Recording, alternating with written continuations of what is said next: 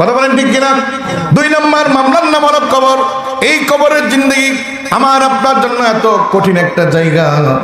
আল্লাহর নবী সাল্লাল্লাহু আলাইহি সাল্লাম ঘরের ভিতরে ঢোকার পরে দেখলেন গুনগুন গুনগুন করে কান্নার আওয়াজ পাওয়া যায়।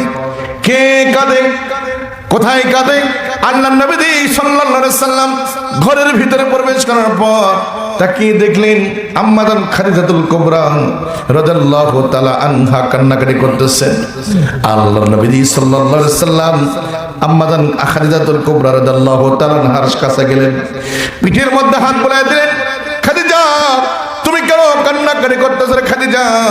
আমাকে একটু খুলে বলবা কি তোমাকে কেউ কি গালি দিয়েছে নাকি, নাকি তোমার সঙ্গে কেউ খারাপ মন্তব্য করেছে, না তোমার মনের মধ্যে কোনো দুঃখ? আমি তোমাকে ঠিক মতো কাপড় চোপড় দিতে পারি না, গহনা গাটি দিতে পারি না, রে খাদিজা তুমি কেন কান্নাকাটি করতেছ? তোমার কান্না তোমার কলিজা মানে না। খাদিজা বলো বলো তুমি কেন কান্নাকাটি করতেছ? হে মুসলমান মা বোনেরা, দেখেন খাদিজার মনের মধ্যে কি ব্যথা, কি কষ্ট ছিল। আল্লাহর নবী সাল্লাল্লাহু আলাইহি সাল্লাম খাদিজার পিঠের মধ্যে যখন হাত বুলাইলেন, খাদিজা আরো হাউমাউ করে ছোট্ট বাচ্চার মতো কান্নাকাটি শুরু করে দিলেন। নবীকে ডাকতে বলতেছেন, নবীজি আমি এমনি কাঁদতেছি না গো নবীজি, আমার মনের মধ্যে বড় কষ্ট। আল্লাহর নবী ডাকতে বলতেছেন, খাদিজা কি তোমার মনের মধ্যে কষ্ট, আমাকে খুলে বলো।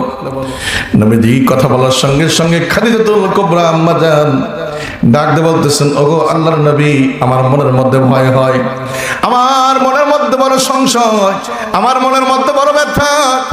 আমি যদি আল্লাহু আকবার।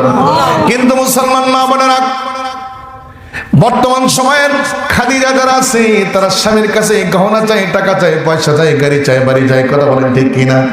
কিন্তু আম্মাজান খাদিজাতুল কুবরা দুনিয়া চাইলেন না, নবীজির কাছে ডাকতে বলতেছেন, নবীজি আপনার জুব্বা মোবারক দিয়ে পেঁচায় আমাকে কবরের মধ্যে রাখবেন।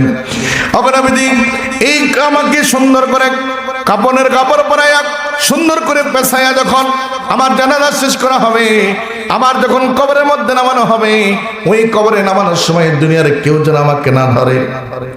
নবীজি আপনার কোলের মধ্যে করে আপনার কোলকে আপনি সুন্দর করে দোলনা বানাইয়া আমাকে সুন্দর করে কবরের মধ্যে শোয়া দিবেন। আল্লাহু আকবার।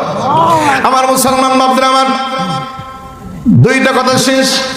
3 নম্বর কথা হলো নবীজি 3 নম্বর ওয়াদা আমাকে দেন, যেদিন মারা যাব সেদিন আল্লাহ রাব্বুল আমিন কবরের মধ্যে 3টা প্রশ্ন করবে। কয়টা প্রশ্ন? কথা বলেন কয়টা?